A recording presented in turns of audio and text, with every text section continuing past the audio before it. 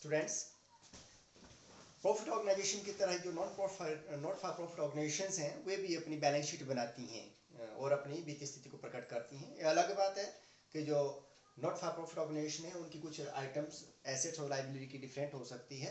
तो मैं आपको बैलेंस शीट के बारे में बताऊंगा। लाइबिलिटी साइड होती है और राइट हैंड साइड में एसेट साइड होती है। स्पेस कम है इसलिए मैं पहले आपको लाइबिलिटी साइड समझा रहा हूँ। सबसे पहले balance sheet as on dated, किस पर्टिकुलर डेट को आपको बनाई जाती है at the end of the year.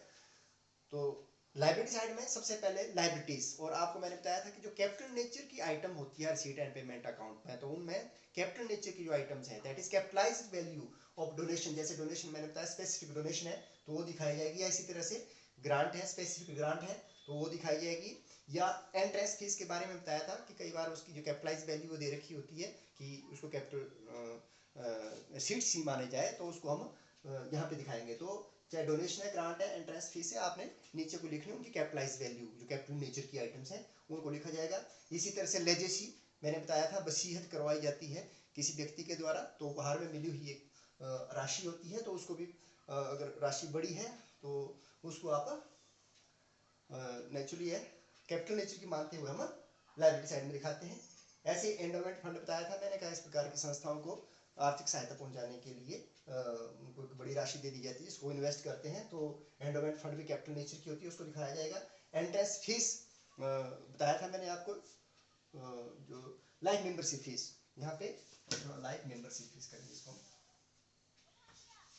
Life membership fees एक बार दी जाती है इसलिए ये कैपिटल नेचर की होती है, उसको दिखाया जाएगा।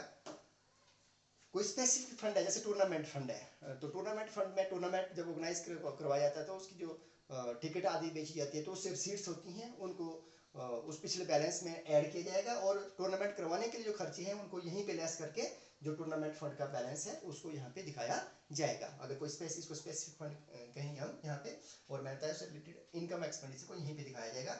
बैंक ओवरड्राफ्ट करंट लायबिलिटीज होती हैं, आपको पता ही है। इनकम रिसीव्ड इन एडवांस जिसको आप अनअर्न्ड इनकम भी कहते थे, नेचुरली जो फाइनल अकाउंट्स हैं उसी की तरह से ये एसेट बनती है, आप लायबिलिटी बनती है। या आउटस्टैंडिंग एक्सपेंसेस जो अदर पे होते हैं वो भी लायबिलिटी बनती हैं, जो सारी सारी करंट लायबिलिटी के रूप में इनको दिखाते हैं। या सन्ड्री क्रेडिटर्स होते हैं उनको भी आप यहाँ पे दिखाते हैं।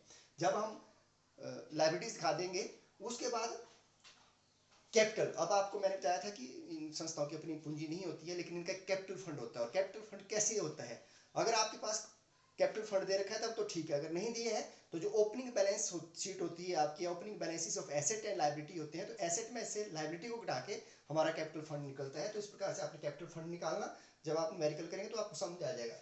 और जो इस साल का आपका इनकम एंड एक्सपेंडिचर अकाउंट का बैलेंस है, सरप्लस है तो ऐड कर दिया जाएगा, और डेफिसिट है तो उसको घटा दिया जाएगा। इस तरह से उसको कैपिटल फंड में जोड़ के आपने यहाँ पे लायबिलिटी साइड में दिखाना है। तो इस तरह से ये पूरी की पूरी हमारी लायबिलिटी साइड बनती है। इसके बाद हम एसेट साइड करते हैं।